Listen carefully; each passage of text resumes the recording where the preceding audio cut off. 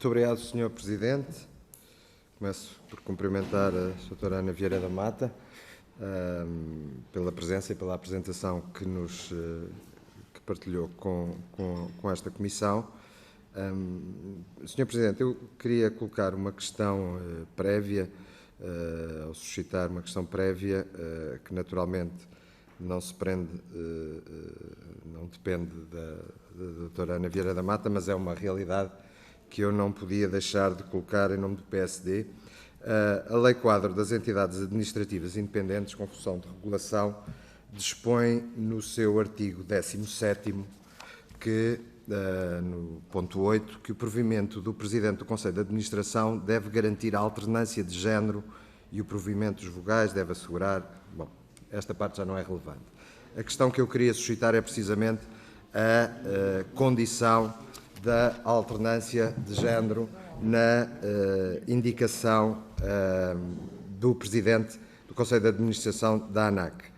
Ora, o anterior Presidente do Conselho de Administração era a Dra. Tânia Cardoso Martins, uma senhora, e anteriormente o Dr. Luís Silva Ribeiro, um homem.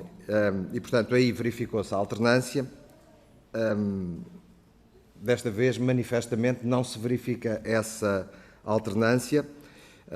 Como eu disse, é uma questão que não depende da vontade da Dra. Ana Vieira da Mata, mas fica colocada por parte do PSD a dúvida sobre se esta indicação promovida pelo Governo cumpre a Lei Quadro das Entidades Administrativas Independentes.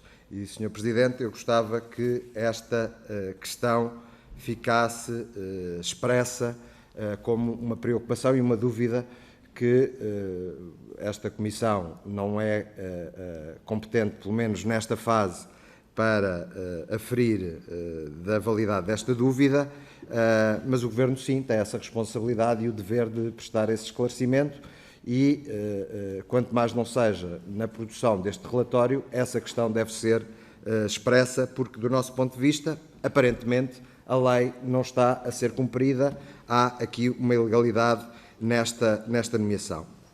Sr. Presidente, no que diz respeito ao objeto desta audição, queria sublinhar algumas coisas. Em primeiro lugar, que, do ponto de vista do PSD, a indicação da Sra. Ana Vieira da Mata não nos suscita qualquer dúvida, porquanto a Dra. Ana Vieira da Mata, como aliás teve a ocasião de referir, tem uma larga experiência no setor, é da casa, é da ANAC, desde o ano 2000, conforme referiu, desempenhou diversas funções, conhece muito bem a ANAC, foi inclusivamente vogal do Conselho de Administração e, portanto, não nos suscita dúvidas quanto ao conhecimento que tem desta importante autoridade reguladora em matéria de aviação civil, que de facto cumpre um papel muito importante. Nós, aliás, nesta Comissão tivemos ocasião de nos debruçar por várias vezes, aliás, sobre questões, nomeadamente no que diz respeito à segurança aérea, e a ANAC cumpre um papel muito importante nesta matéria. E, nessa medida, causa também alguma preocupação ao PSD o facto da ANAC ter estado durante 15 meses sem Presidente do Conselho de Administração nomeado. A Dra.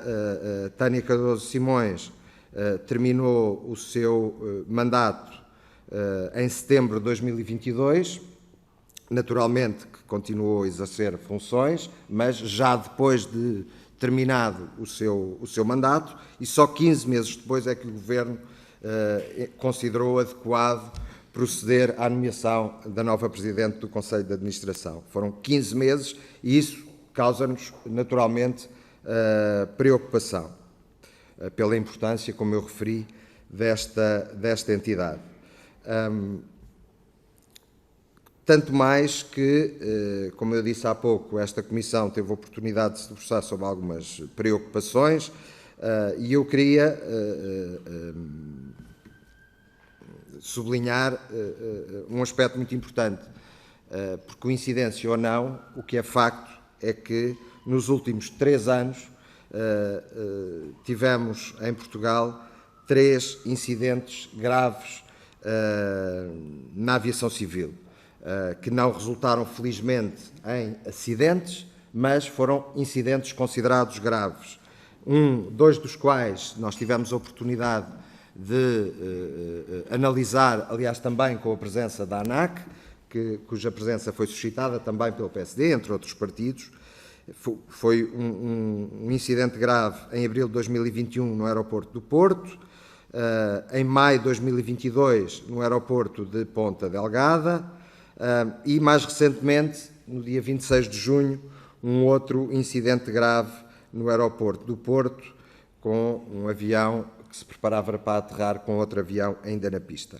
Ora, a ANAC tem particulares responsabilidades na fiscalização da atividade da aviação civil, do setor da aviação civil, e, portanto, isto ilustra bem a importância que tem a ANAC, o papel que tem a ANAC, não é neste momento adequado suscitarmos questões em concreto, mas apenas para sublinhar esta importância. Sr. Presidente, como o meu tempo está quase a esgotar-se, queria colocar algumas questões para evitar uma segunda ronda, questões mais concretas. Em primeiro lugar, relativamente à falta de pessoal da ANAC, uma questão que foi no passado já colocada, a necessidade de reforço, de preenchimento do quadro. Pergunto-lhe se considera que a atual situação em matéria de recursos humanos na ANAC a deixa tranquila ou se continua a haver dificuldades. Por outro lado, uma outra questão que também foi aqui abordada em determinada altura, a certificação dos heliportos, se esse processo foi uma questão, nomeadamente heliportos de hospitais, se essa questão está, entretanto, já resolvida ou ainda há atrasos nessa certificação. E, por fim, Sr. Presidente, a questão das taxas aeroportuárias é uma questão sempre sensível, tem causado uma tensão, eu diria quase permanente, nomeadamente com a ANA Aeroportos. Há, aliás, um recurso para tribunal, eu não sei em que ponto é que está, em que a ANA reclama mais de 20 milhões de euros à ANAC, isto em 2022, e há agora, precisamente agora, neste mês, uma nova proposta de aumento das taxas aeroportuárias por parte da ANA Aeroportos, que já suscitou, por exemplo, a acusação por parte de uma companhia aérea da falha de intervenção da ANAC relativamente a esta matéria.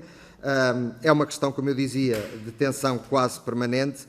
Pergunto-lhe, Sra. Doutora, se relativamente à regulação das taxas aeroportuárias se encontra em condições de afirmar que a ANAC cumprirá o seu papel na defesa também dos interesses dos utilizadores da aviação civil e tem condições para colocar algum equilíbrio nesta tensão que se tem gerado ano após ano em matéria de fixação de taxas aeroportuárias. Muito obrigado, Sr. Presidente.